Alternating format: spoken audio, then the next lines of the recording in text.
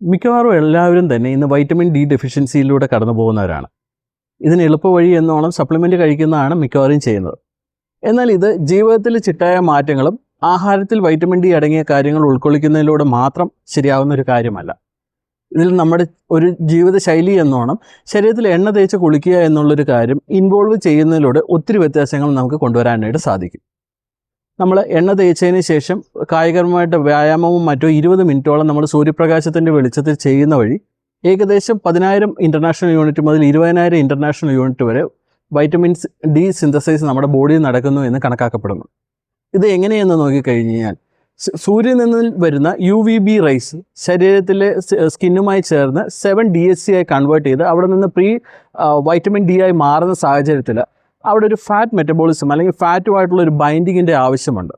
അത്തരം സാഹചര്യത്തിൽ ഇത് ഓയിലിൻ്റെ പ്രസൻസ് നമ്മുടെ ബോഡി അബ്സോർബ് ചെയ്തിരിക്കുന്ന ഓയിലിൻ്റെ ഫാറ്റി കണ്ടൻസ് ഹെൽപ്പ് ചെയ്യുന്നുണ്ട്.